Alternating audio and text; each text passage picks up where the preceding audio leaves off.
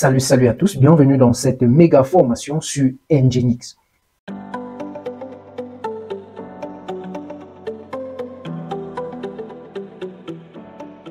Donc, si tu es nouveau sur la chaîne, je me présente rapidement. Moi, c'est Donald, jeune ingénieur de formation, principalement intéressé par les domaines tels que le software engineering, l'analyse de données et le machine learning. Si l'un de ces domaines t'intéresse, alors je t'invite à faire deux choses. La première, déjà, c'est de t'abonner. Et la deuxième, c'est d'activer la cloche de notification pour être notifié chaque fois que je publie un nouveau tutoriel. Cela est dit, aussi, si tu souhaites devenir développeur Python ou Django professionnel, alors j'ai mis sur pied une formation de plus de 40 heures qui t'aidera à devenir un développeur Django Python professionnel, dont le lien se trouve en description. Revenons à nos moutons. Dans cette formation, nous allons apprendre Nginx de A à Z. Déjà, dans cette première leçon, nous allons donc introduire Nginx. Nous allons répondre aux questions suivantes. C'est quoi Nginx? Pourquoi avons-nous besoin de Nginx? C'est quoi l'avantage d'utiliser Nginx? Est-ce obligatoire? Est-ce réellement nécessaire? Est-ce qu'il faut perdre du temps à étudier Nginx? Déjà, avant qu'on entre en profondeur de toutes ces questions, je vais vous montrer deux applications que j'ai moi-même développées. Une application que j'ai développée sans utiliser Nginx et une autre application que j'ai développée en utilisant Nginx. La première, c'est Easy School Cameroon. Donc, Easy School Cameroon. Ok. Cette application, c'est une application de e-learning, d'accord, que j'ai développée il y a cela 2 ans en utilisant Nginx. Maintenant, comment, sans utiliser Nginx, je vous l'ai dit. Maintenant, comment savoir que cette application n'utilise pas Nginx? On va juste faire un clic dessus. Donc, on va aller sur Inspect. On va aller sur le réseau, le trafic réseau. Et ici, là, pour que je puisse voir le trafic réseau, il faut que je recharge la page. Ok, je vois le trafic, n'est-ce pas? Et ici, là, je vois les objets qui sont envoyés au niveau du client. Ok, on va appeler ça le client. Et je vois les images, je vois Bootstrap, etc. Ok. Maintenant, quand je clique sur le premier lien, Easy School Cameroun, je clique juste dessus. Maintenant, je vois la requête, je vois la méthode, je vois la réponse, je vois le remote access, l'adresse. Puis, si je descends un peu, très bas, je vois Seva. Et Seva, je vois que c'est Gonicon. Donc, je comprends que le serveur qui gère cette application, c'est Gonicon. Nous tous, nous savons, si vous me suivez depuis longtemps, nous savons tous que Gonicon est un serveur back-end, n'est-ce pas? Ça veut dire que c'est le serveur back-end qui est chargé de me donner du contenu sur cette application. Maintenant, on va aller sur une autre application que cette fois-ci, j'utilise Nginx. Donc là, je vais faire Efficient Research. J'ouvre cette autre application. Cette application, elle, la voici, n'est-ce pas? On va voir que si je viens juste là, je clique sur le premier lien qui est là. Si je descends, ok, où est serveur? Voici serveur. Et là, on voit que le serveur qui gère ça, c'est quoi? Nginx.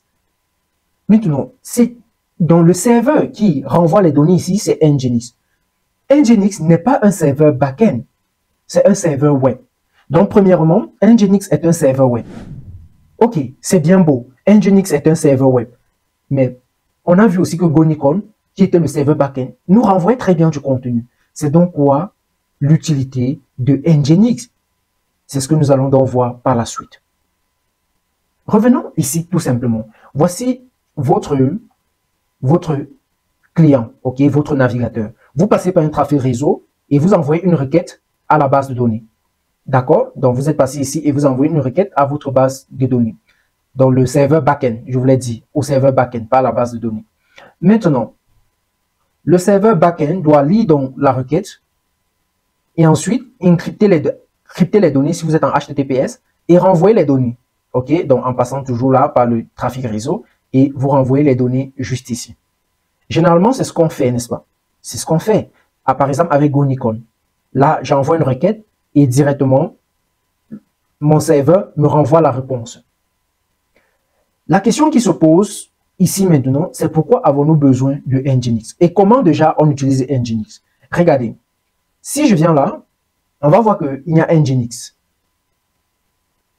Là, entre le serveur web, entre le client et le serveur backend, on a mis Nginx.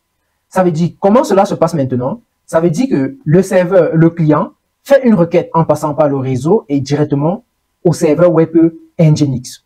Nginx, lui, il est chargé de pousser encore cette requête au serveur backend. Quand le serveur backend a compris la requête, il doit faire une réponse directement ou à Nginx, et c'est à Nginx maintenant de renvoyer cela au client. Donc Nginx ici là joue un rôle. Ok, donc Nginx ici là va jouer le rôle du reverse proxy.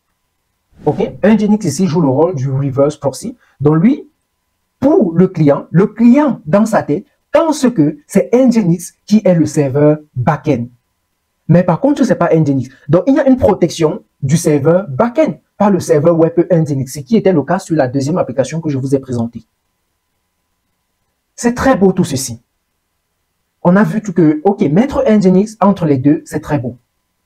Ok, Nginx est ici comme reverse proxy, techniquement. Ok, un proxy inverse.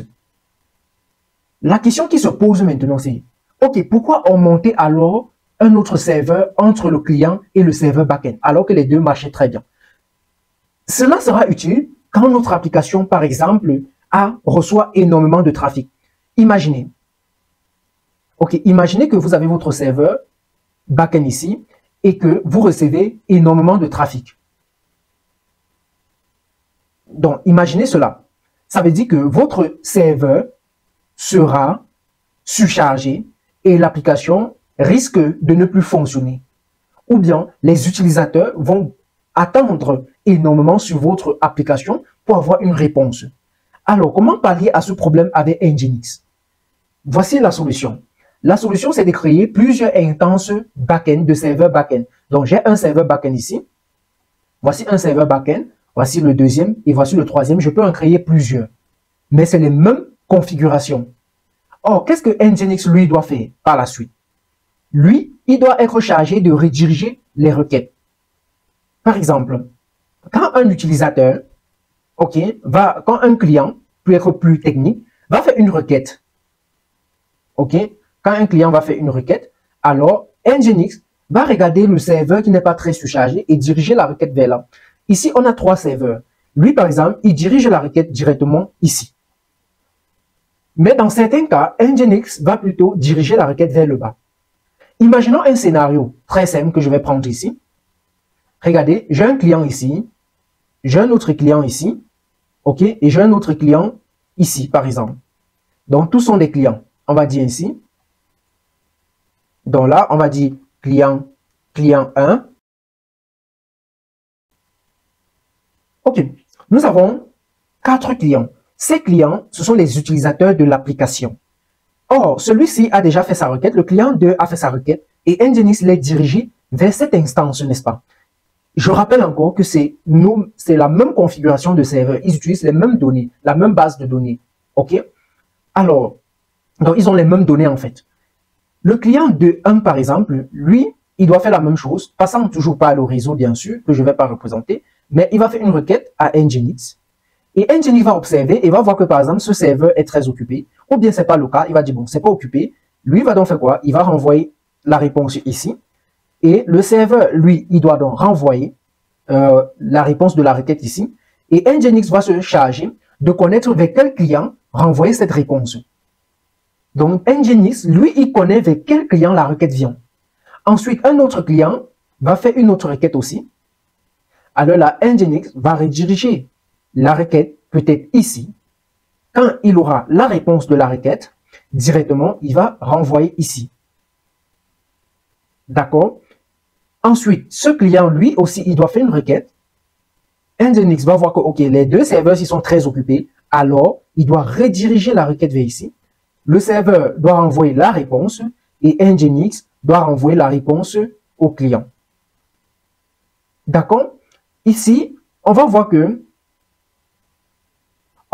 Nginx, ici, là, est en train de jouer un rôle très important, ce qu'on va appeler le load balancer. Le load balancer, donc la distribution des charges.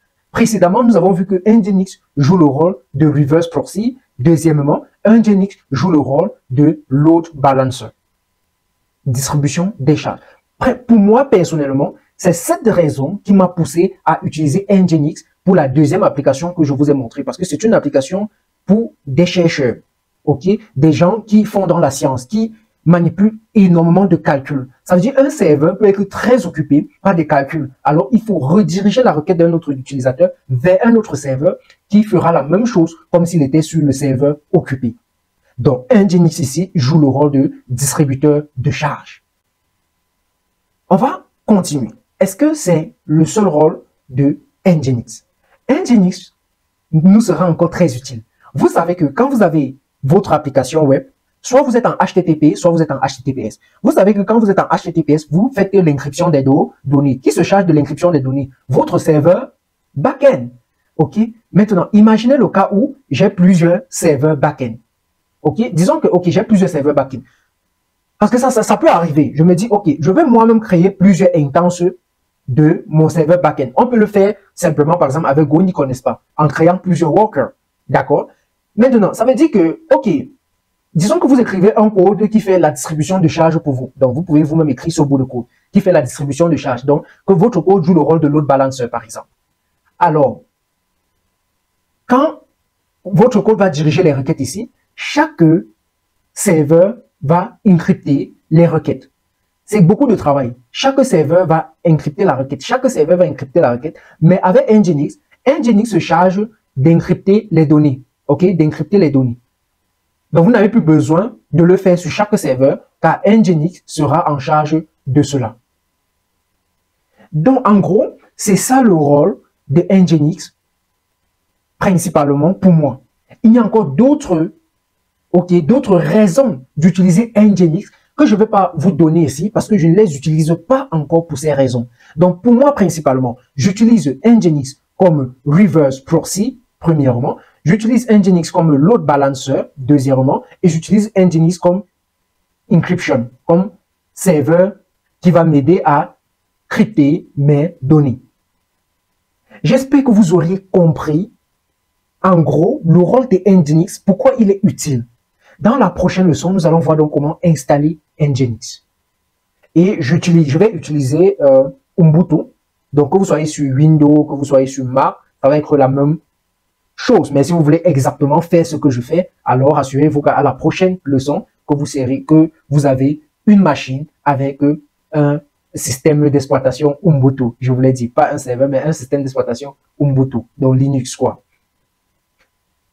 À nous revoir dans le prochain tutoriel. Si vous avez aimé, vous savez ce qu'il faut faire. Vous laissez déjà un like, puis vous allez dans les commentaires, vous donnez vos appréciations ou bien vous ajoutez un plus à ce que je viens de faire.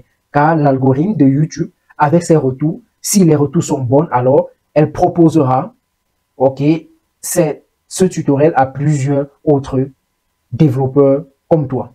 Merci.